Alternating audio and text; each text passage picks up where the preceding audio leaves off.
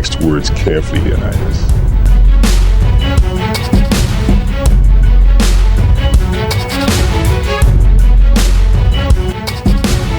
They may be your last as king.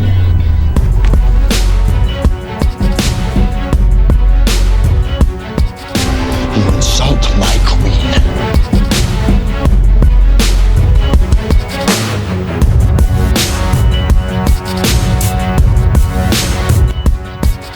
This is where we fight! This is where they die!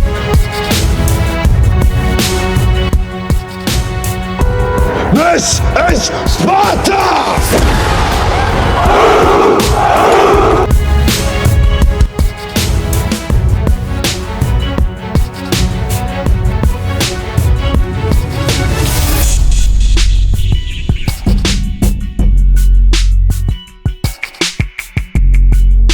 In the dust and heat of the ancient world, where empires clashed and warriors became legends, one name echoes louder than the rest.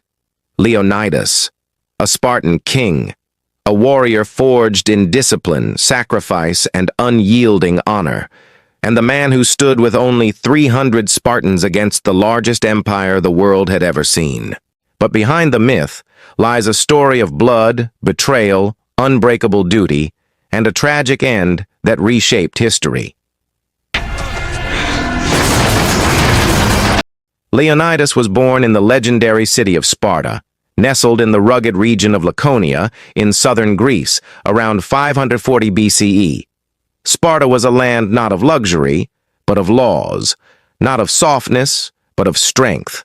From the moment of his birth, Leonidas was Spartan, not just by name, but by soul. In this warrior society, infants were examined at birth. If found weak or deformed, they were left to die. Leonidas survived this first trial, not with nobility, but with toughness. He was the third son of King Anaxandridas II. With no clear path to the throne, he lived like any common Spartan boy, eating with the masses, fighting with the young, obeying the ruthless Spartan code. He entered the Agog, Sparta's brutal military training system, at the age of 7.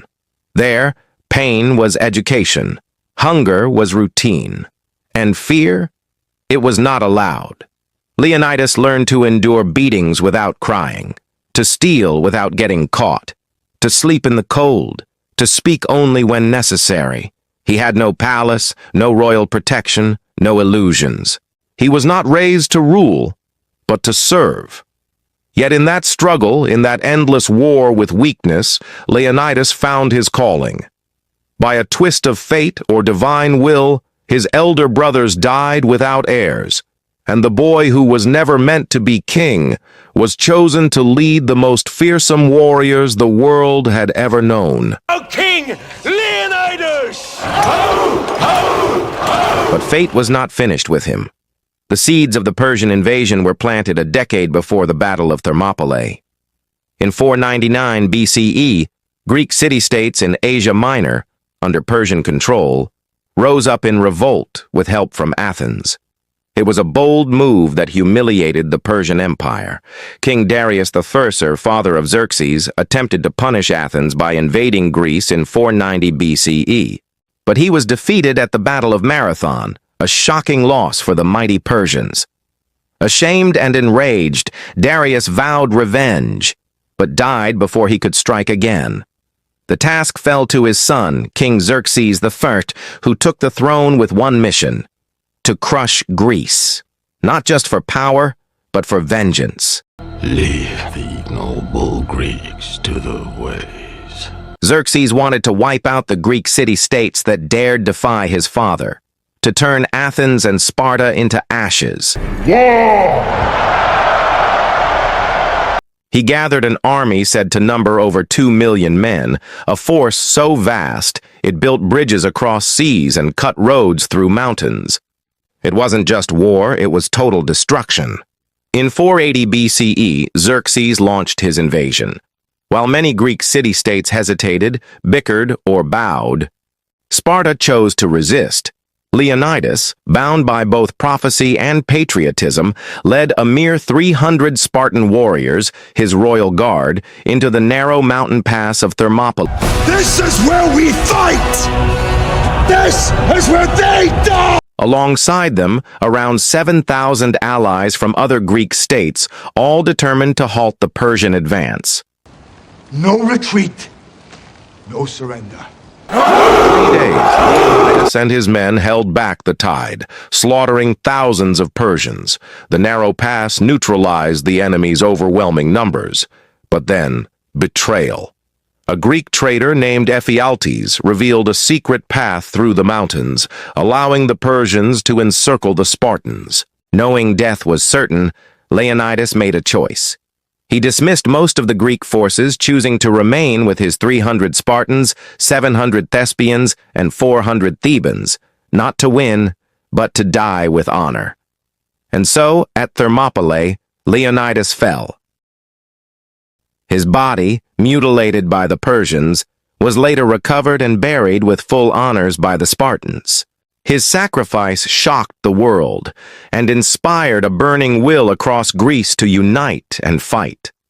Though the Spartans lost Thermopylae, Leonidas's stand ignited a fire. The Greeks rallied.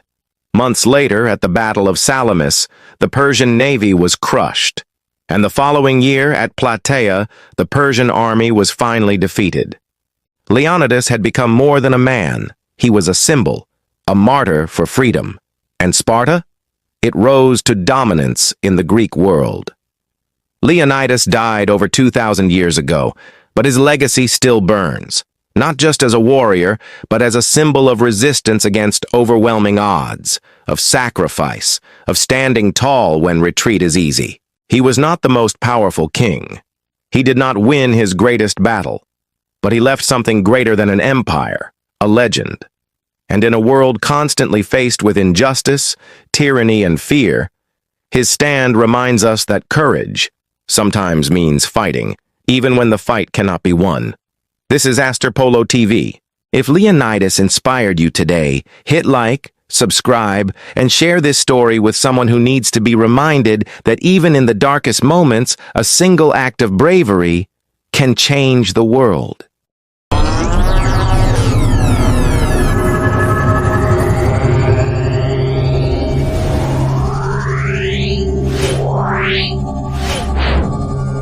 Yeah.